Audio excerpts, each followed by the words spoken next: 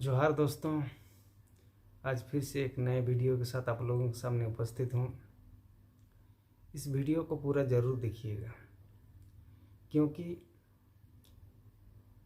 आदिवासी कुर्मी समाज का जो बृहत आंदोलन चल रहा है, ये कुछ ही साल में जो है बहुत तेज़ गति को प्राप्त किया है। इसका मुख्य कारण है कि पहले तो कुर्मी लोग जानते थे कि हम लोग एसटी हैं, हमारे साथ अन्याय हुआ है। सभी 13 जनजाति के साथ हम भी थे। सभी सेंसस में कुर्मी को भी एसटी बनाया, कुर्मी को भी ट्राइब कहा गया था। एबोरिजिनल एनिमिस्ट, प्रिमिटिव ट्राइब सब कहा गया था।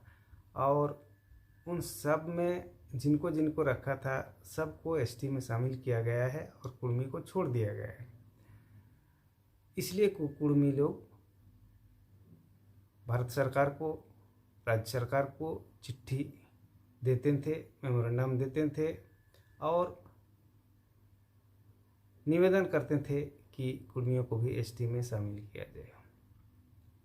परंतु कुछ सालों में कुर्मियों का आंदोलन बड़ी तेज पकड़ा। इसका मुख्य कारण है कि कुर्मी लोग अब संविधान भी पढ़ना चालू किए। जब संविधान पढ़ें तब समझ में आया कि ये कुर्मी आंदोलन, कुर्मियों का ये आरक्षण का बात नहीं है, ये है अपने पहचान का, अपने भाषा, संस्कृति, धर्म की सुरक्षा का। ये संवैधानिक लड़ाई है। ये संविधान में जो मौलिक अधिकार है, उस मौलिक अधिकार का लड़ाई है। तभी ये आंदोलन तेज गति को प्राप्त किया। अगर देखा जाए तो वास्तव में संविधान पूर्व कोई आरक्षण नहीं था ट्राइब के लिए। बाकी सभी भारतीयों के लिए आरक्षण था, धर्म के आधार पर। हिंदू को, मुस्लिम को, सिख को, ईसाई को, बौद्ध को, जैन को, सबको जो है धर्म के आधार पर आरक्षण दिया गया था। परंतु ट्राइब के लिए कोई आरक्षण नहीं था। इस बात का जिक्र जो है सुप्रीम कोर्ट ने भी जो है 2023 एक जजमेंट में किया है कि ट्राइब को 1950 के पूर्व कोई आरक्षण नहीं था। ईसाई लोगों को 1950 के पूर्व ट्राइब नहीं कहा जाता था, परंतु फिर भी वे जाति के आधार पर, अन्य ट्राइब के आधार पर, यानी जो प्रकृति पूजक हैं उन ट्राइब के नाम से, उस जाति के नाम से जो है ईसाई लोग भी आरक्षण प्राप्त कर रहे हैं। वो ये लोग एसटी में शामिल हो गए हैं। जबकि वे 1950 के पूर्व जो है ईसाई धर्म मानने वालों को ट्राइब नहीं माना जाता था। उन्हें इंडियन क्रिश्चियन की संज्ञा दी गई थी। उनके लिए अलग लिस्ट था, इंडियन क्रिश्चियन बोल के, और इंडियन क्रिश्चियन के लिए अलग रिजर्वेशन भी दी जाती थी। परंतु जो लोग ईसाई धर्म को नहीं मानते थे, जो ट्राइब ईसाई धर्म को नहीं मानते थे, उनके लिए कोई आरक्षण नहीं था। और उसी तरह से कुर्मी भी जो है ट्राइब में था, लेकिन 1950 के पूर्व कोई आरक्षण नहीं था। लेकिन 1950 के बाद जो है जब एसटी लिस्ट बना तो कुर्मी को उसमें शामिल नहीं किया गया। यानी 1950 के पूर्व भी कुर्मियों को रिजर्वेशन नहीं दिया गया था, और 1950 के बाद भी जो है इसका पहचान को धूमिल करके जो है इनको आरक्षण से वंचित किया गया, यानी संरक्षण से वंचित किया गया। ये संरक्षण की लड़ाई है। इसलिए दोस्तों, जब कोई कहता है कि आदिवासी होने संबंधी कानूनी दावा कुर्मियों का क्या है, तो उन लोगों को मैं बताना चाहता हूँ कि पहले भारत का संविधान देख लीजिए। भारत के संविधान में अनुच्छेद 13(1) में लिखा है कि यदि इस संविधान के प्रारंभ के ठीक पहले भारत के राज्य क्षेत्र में लागू कोई विधि है और वह विधि मौलिक अधिकार के विपरीत नहीं है तो उस विधि को लागू माना जाएगा।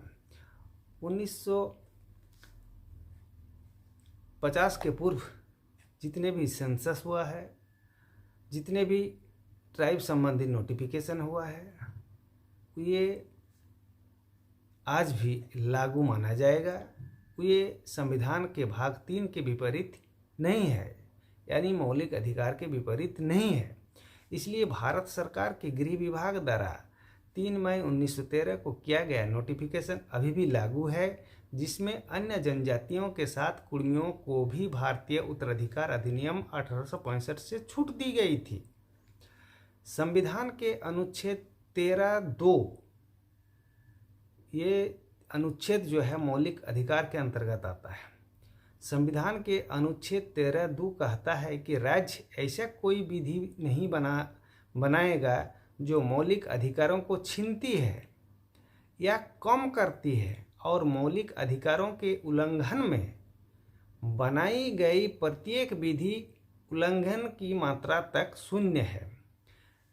इस अनुच्छेद को ध्यान से सुनना चाहिए और जानना चाहिए। दोस्तों, संविधान के अनुच्छेद 13(2) कहता है कि राज्य ऐसा कोई विधि नहीं बनाएगा जो मौलिक अधिकारों को छीनती है या कम करती है और मौलिक अधिकारों के उल्लंघन में बनाई गई प्रत्येक विधि उल्लंघन की मात्रा तक शून्य होगी। इसका मतलब है कि इस अनुच्छेद के अनुसार केंद्र सरकार द्वारा बनाया गया जो एसटी लिस्ट है वह शून्य है। झारखंड के लिए तो पूरी तरह से शून्य है, यानी उस समय के बिहार, बंगाल, उड़ीसा में जो एसटी लिस्ट बनाया गया वो पूरी तरह से शून्य है, असंवैधानिक है।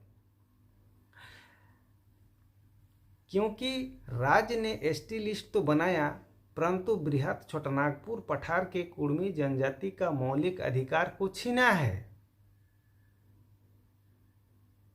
और इस अनुच्छेद में कहता है कि अगर किसी का मौलिक अधिकार को छीनता है तो वह शून्य है।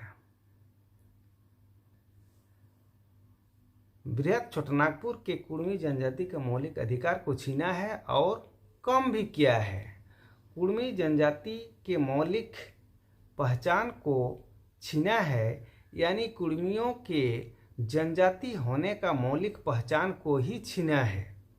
इसलिए संविधान में जो एसटी लिस्ट बनाया गया है झारखंड, बंगाल, उड़ीसा के लिए वो शून्य है, अवैध है, असंवैधानिक है। क्योंकि वह लिस्ट जो बनाया गया है वो बाद में मैं बताऊंगा कि वो एसटी लिस्ट कहाँ से बनाया गया था 1950 में। दूसरा बात है कि तत्कालीन बिहार सरकार ने 5 नवंबर 1955 को सीएनटी एक्ट 1908 की धारा 46 से एबोरिजिनल शब्द को हटाकर अनुसूचित जनजाति शब्द स्थापित करना कुर्मियों के मौलिक अधिकारों का उल्लंघन किया है। क्योंकि जब तक सीएनटी एक्ट 1908 में एबोरिजिनल शब्द था तब तक कुर्मी का पहचान एक आदिवासी के रूप में था और कुर्मियों का जमीन भी सुरक्षित था। संविधान के अनुच्छेद 13(3) में कहा गया है कि विधि क्या है ना, व्हाट इज लॉ। इस अनुच्छेद में जब तक कि संदर्भ में अन्यथा अपेक्षित ना हो। अनुच्छेद 13(3)(a) विधि क्या है। विधि के अंतर्गत भारत के राज्य क्षेत्र में विधि का बल रखने वाला कोई अध्यादेश, आदेश, उपविधि, नियम, विनियम, अधिसूचना, रूढ़ि या प्रथा, इसे विधि कहा जाता है। दूसरा,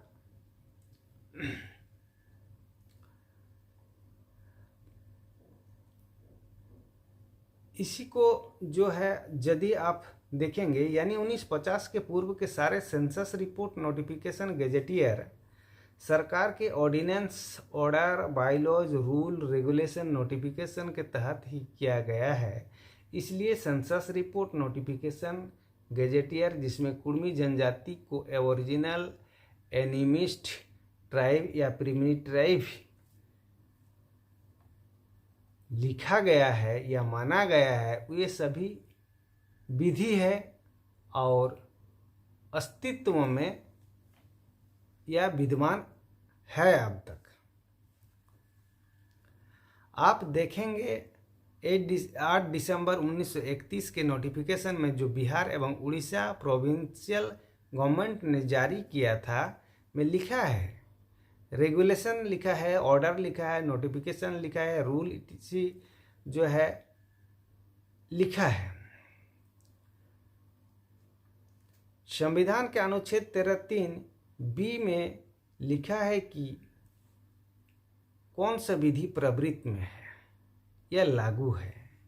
इसके अंतर्गत भारत के राज्य क्षेत्र में किसी विधानमंडल या अन्य सक्षम प्राधिकारी द्वारा इस संविधान के प्रारंभ से पहले पारित या बनाई गई विधि जो पहले ही निरसित नहीं कर दी गई है, चाहे ऐसी कोई विधि या उसका कोई भाग उस समय पूर्णतः या विशिष्ट क्षेत्रों में प्रवर्तन में नहीं है, चाहे भारत के गृह विभाग द्वारा जारी आदेश 1913 का हो या बिहार सरकार एवं उड़ीसा प्रोविंशियल गवर्नमेंट द्वारा जारी किया 1931 का नोटिफिकेशन हो। ये संविधान लागू होने के पूर्व का है और ये अब लागू है, इन्फोर्स है।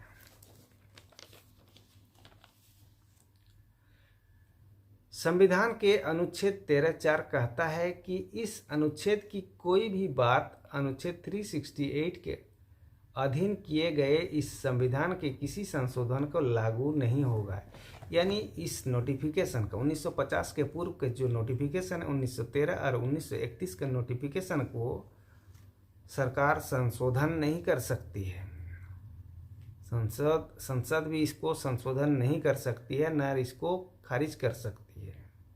इसलिए 1950 के पूर्व के जितने भी सेंसस रिपोर्ट है, गेजेटियर है, नोटिफिकेशन है, उसको सरकार खारिज नहीं कर सकती है, ना ही संशोधन कर सकती है।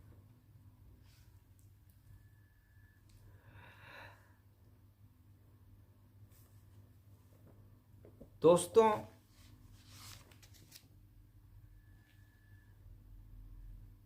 जैसा कि भारत सरकार के गृह विभाग द्वारा जारी किया गया नोटिफिकेशन और 550 2 मई 1913 उड़ीसा प्रोविंशियल गवर्नमेंट द्वारा जारी किया गया नोटिफिकेशन 3563J, जिसमें कि मुंडा, उरांव, संथाल हो, भूमिज, खड़िया, घासी, गोंड, कांत, कोरवा, कुर्मी, मालेश्वरिया और पान समुदायों को ट्राइब्स माना गया है का उत्तराधिकार तथा विरासत संबंधी विवाद होने पर ये 2 नोटिफिकेशन ही एकमात्र साक्ष्य है जो विवादों का निपटारा जनजातीय विधि से कर पाता है, वरना एसटी का अपना उत्तराधिकार एवं विरासत संबंधी कोई भी कानून संविधान लागू होने के बाद भारत सरकार या राज्य सरकार ने नहीं बनाया है। झारखंड उच्च न्यायालय ने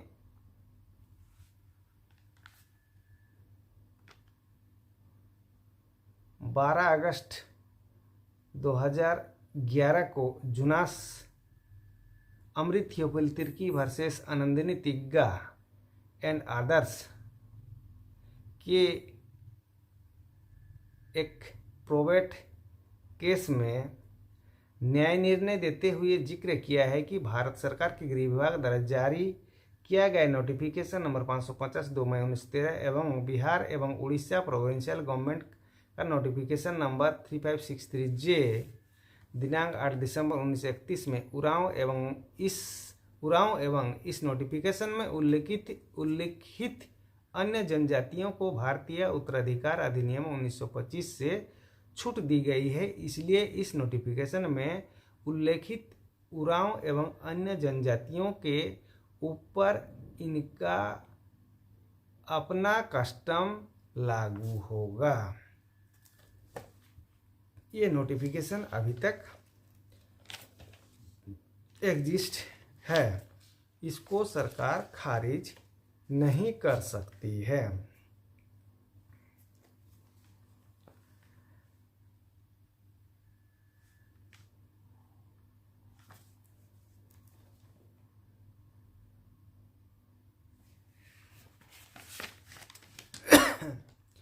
पटना उच्च न्यायालय के द्वारा 12 अप्रैल 1963 में Mohri Mahto and others versus Mokram Mahto के बाद में तो साफ साफ निर्णय दिया गया है कि छोटानागपुर के कुर्मी महतो के मामले में कोई भी तर्क या उपधारणा नहीं माना जाएगा कि वे उत्तराधिकार के मामले में हिंदू विधि के नियम से शासित होते हैं। There is no presumption that the Kurmi Mahto are in the matter of succession governed by Hindu law।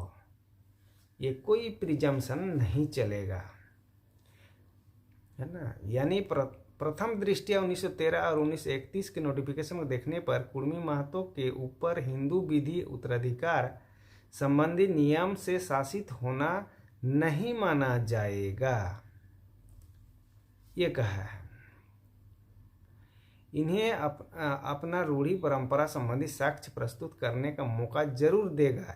जो भी पक्ष अपने को हिंदू विधि से शासित होना चाहेगा उसे शासित करना पड़ेगा कि वे किस तरह से हिंदू बने और कब हिंदू बने, क्योंकि हिंदू विधि के सिद्धांत में जो सबसे अधिक प्रमाणित या विश्वसनीय किताब माना जाता है वह है मुल्ला का मुल्लाज प्रिंसिपल ऑफ हिंदू लॉ।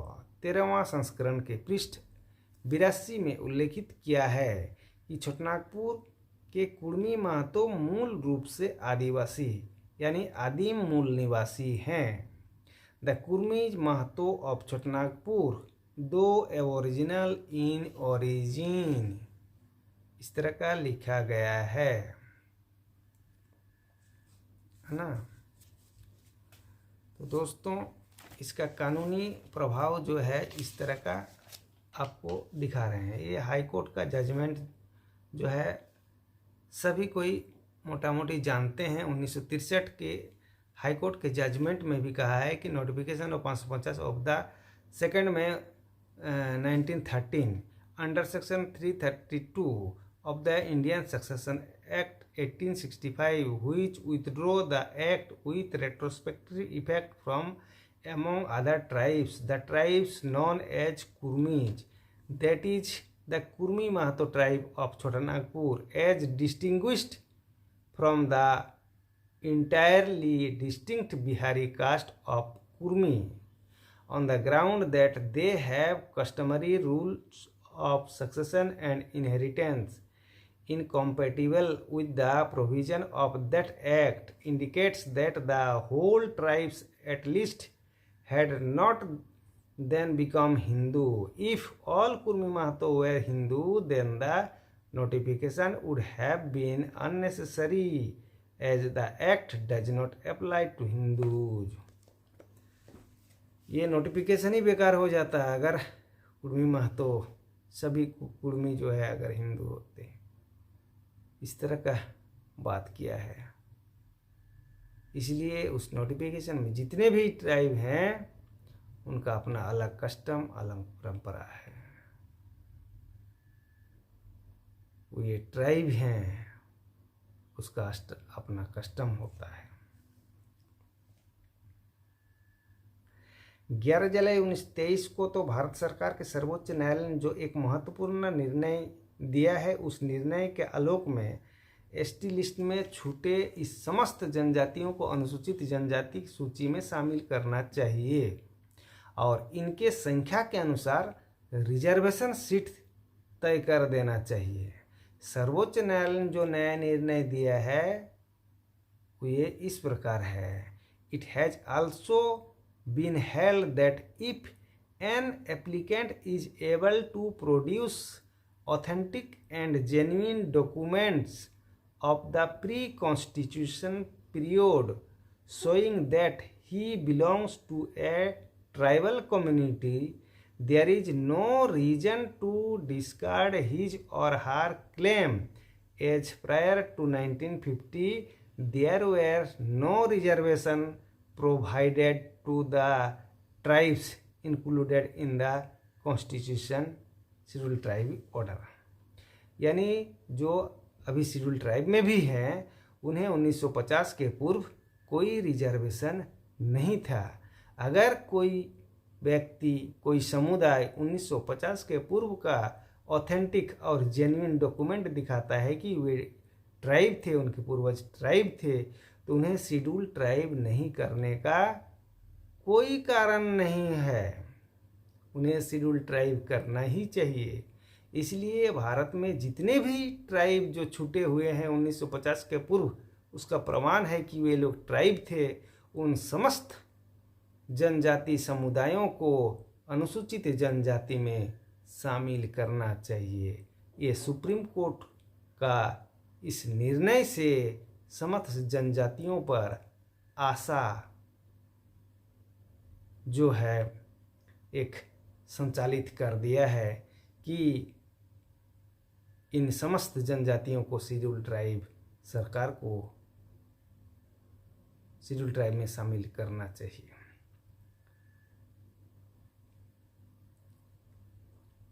इस जजमेंट को सुप्रीम कोर्ट ने सिविल अपील नंबर 7117 ऑफ 2019 का प्रिया प्रमोद गजबे versus state of Maharashtra and others के बाद में 11 जुलाई 23 को सुनाया। इसमें साफ साफ लिखा है कि संविधान पूर्व के जनजाति होने का ऑथेंटिक और जेन्युइन डॉक्यूमेंट दिखाने पर उस समुदाय को एसटी नहीं मानने का कोई कारण नहीं बनता है। ठीक है। लेकिन ये भी बात सही है कि जिन लोगों को ट्राइब लिस्ट में नहीं रखा गया था 1950 के पूर्व में, उन्हें भी एसटी में शामिल किया गया है। 1950 के पूर्व धर्म आधारित आरक्षण था और लिखित धर्म मानने वाले समस्त भारतीयों को आरक्षण का लाभ दिया गया था, परंतु ट्राइब्स का लिखित धर्म न होने के कारण इन्हें संविधान पूर्व कोई रिजर्वेशन नहीं मिला था। ध्यान रहे कि जो एसटी ईसाई धर्म को मानते थे वे संविधान लागू होने के पूर्व भी रिजर्वेशन का लाभ ले रहे थे, क्योंकि ईसाई धर्म मानने वाले को संविधान लागू होने के पूर्व तक इन्हें ट्राइब्स नहीं माना जाता था। ईसाई धर्म मानने वाले एसटी को संविधान लागू होने के पूर्व तक इन्हें इंडियन क्रिश्चियन ही लिखा जाता था और इन्हें ईसाई धर्म के आधार पर रिजर्वेशन दी गई थी।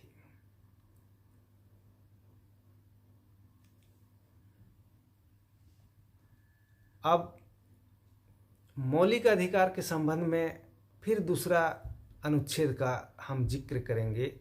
ये समस्त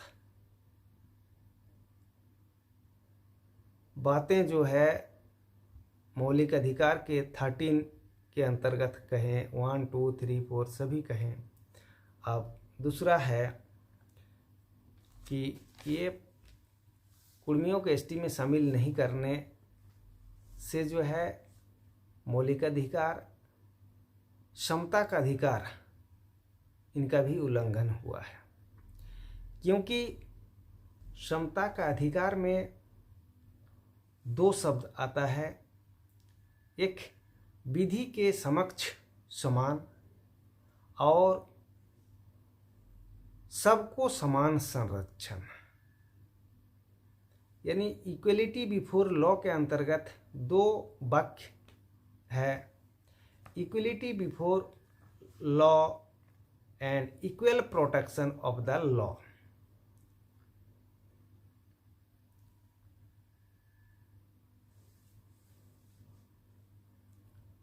विधि का संरक्षण, सबको संरक्षण, जहाँ तक विधि के समक्ष समान का बात है, तो जिस विधि के तहत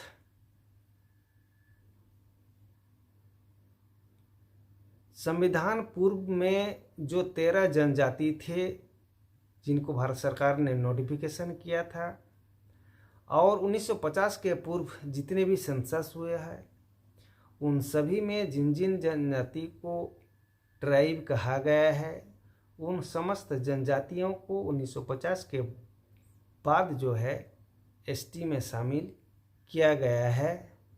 परंतु कुड़मी जनजाति जिनको 1950 के पूर्व नोटिफाइड ट्राइब भी माना गया है और सेंसस में भी जो है हर बार इन्हें aboriginal animist tribe primitive tribe कहा गया है।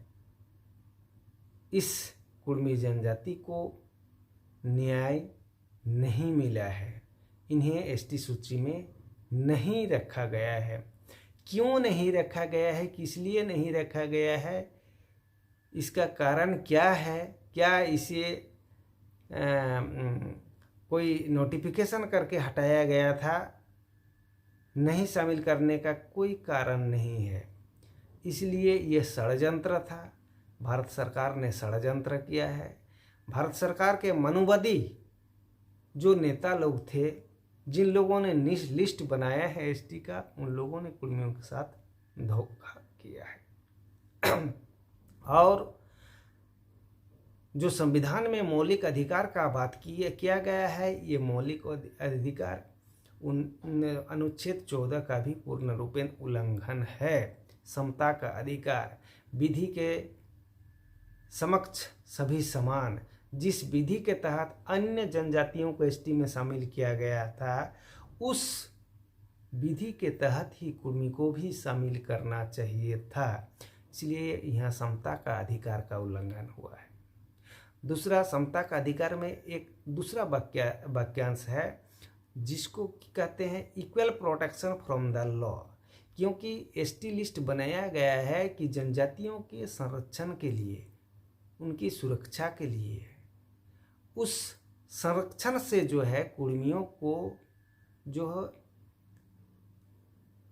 अन्याय किया गया है और कुड़मियों को उस संरक्षण से वंचित किया गया है। इसलिए समता का अधिकार से जो है कुड़मियों को वंचित किया गया है, जिसके लिए तत्कालीन केंद्र सरकार पूर्ण रूपेण दायित्व है। उस समय के जितने भी मनुवादी नेता थे, उन लोगों ने कुड़मियों के साथ धोखा किया है। कुड़मियों का जमीन जायदाद को हड़पने के लिए और कुड़मियों को संरक्षण से वंचित करने के लिए ही जो है इन्हें एसटी लिस्ट में शामिल नहीं किया गया है। दोस्तों, ये संवैधानिक लड़ाई है, मौलिक अधिकार का लड़ाई है। इसलिए जो भी लिस्ट बना है ये गैर संवैधानिक है, क्योंकि संविधान के तहत ही जो है उन्हें शामिल करना था। जिस ये मौलिक अधिकार है, जिस लॉ के तहत उन सभी को शामिल किया है, उसी लॉ के तहत कुड़मियों को शामिल करना चाहिए था। इसलिए जो है मौलिक अधिकार का उल्लंघन करना जो है ये असंवैधानिक गैरकानूनी है। इसलिए लिस्ट भी जो है, ट्राइबल लिस्ट जो है झारखंड, बंगाल, उड़ीसा का जो है ये इलीगल हो जाता है। ये लिस्ट धोखा लिस्ट है। जोहार दोस्तों,